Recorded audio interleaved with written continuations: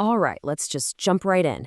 Have you ever stopped to think about what your own thoughts would look like if you could just pour them out onto a page? I'm not talking about the neat, edited version we show the world. I mean the real deal, the chaotic, messy, unfiltered river of ideas, memories, and random feelings. Well, today we're going to explore a truly revolutionary literary technique that tried to do exactly that, to capture the very essence of the modern mind.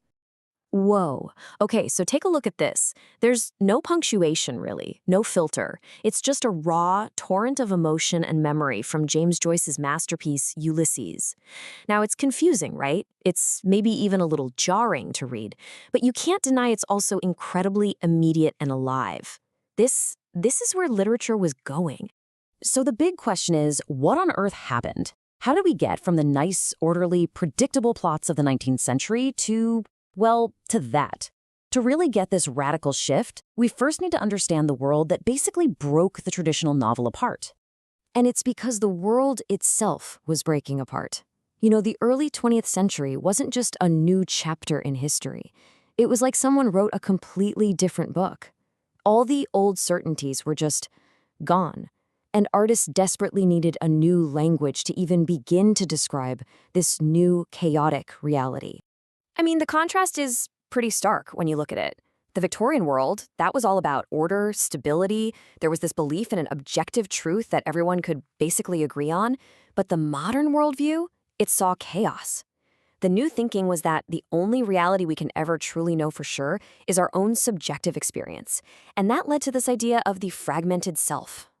So what caused this massive seismic shift? Honestly, it was a perfect storm.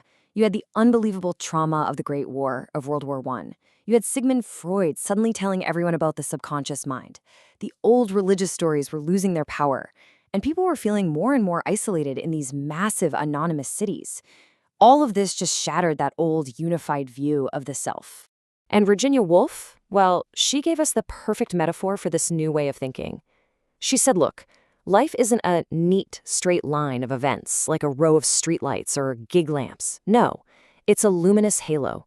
It's this messy, beautiful, shimmering cloud of consciousness that's always around us. The new challenge for the novel was, how do you capture that halo on a page? So how'd they do it? Let's take a look at the very specific tool these writers developed to try and capture that luminous halo and, in a way, map the mind's inner river. They called it the stream of consciousness. The name kind of says it all, right? The goal was incredibly ambitious, to give you, the reader, the written equivalent of a character's actual thoughts as they happen, that river of impressions just flowing with no filter. Now, this entire technique was built on this really fascinating idea from a philosopher named Henri Bergson. He called it duration. And his big idea was that our minds don't experience time in a straight line. I mean, think about it.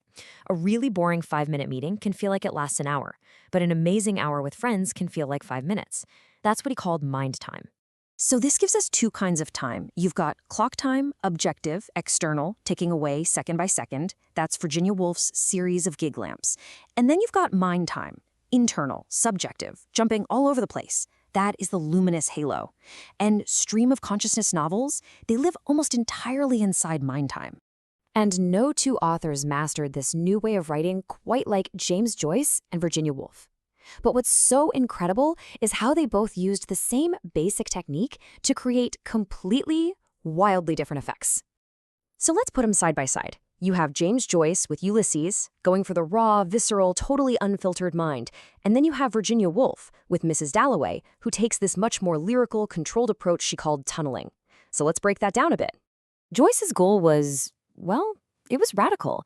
He basically wanted to make the author invisible, to just get out of the way and present the human mind in all its messy, chaotic glory. We're talking about random thoughts, biological urges, sensory details, little snippets of songs, all hitting the page at once. And this line from his character, Stephen Dedalus, just captures that feeling of the fragmented self so perfectly. A shard of a previous self. It's this idea that we're not one solid, unified person. We're actually a collection of all our past selves, our memories, all these little pieces just glinting in the dark. Virginia Woolf's method was different, but just as profound. She used this tunneling technique. So a character sees something totally normal in the present, like a taxi driving down a street in London. And in that single instant, her mind will tunnel back to a powerful memory from 30 years ago. It's this incredible way of showing how the past is never really past. It's always right here with us. And this is where Woolf is just a master. She blends the external world with these deep internal feelings. On the outside, her character, Clarissa Dalloway, is just watching traffic.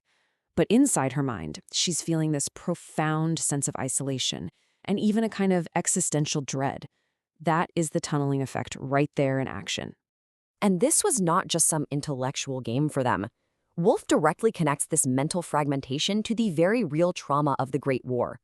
Her character Septimus Smith is literally shattered by his experiences, and his chaotic stream of consciousness is a direct reflection of his shell shock. This shows you the real-world stakes of this literary experiment. So, what's the lasting impact of all this? How did this wild new technique completely remap our understanding of character, of plot, and ultimately of the self? Well, first, it's pretty incredible to think that both Ulysses and Mrs. Dalloway, these huge epic novels, both take place over the course of a single day. Just one. And that brilliantly illustrates their central point. A whole life, with all its memories and emotions, can be contained right inside the thoughts of just one day.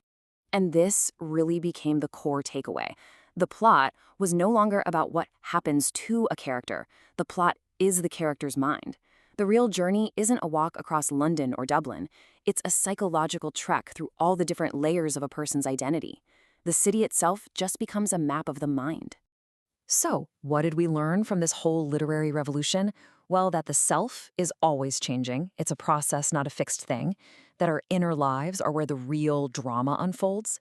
That our own subjective experience is a valid form of reality. And maybe most powerfully, that even though we're all sort of isolated in our own minds, we are also connected by this shared, mysterious thing called consciousness. Which brings us to the final question, and it's one that connects this whole century-old idea directly to you. When you think about your own life, your own experience of being you, do you see a neat, straight line, a series of gig lamps? Or do you see something messier, more overlapping, something more like a luminous halo?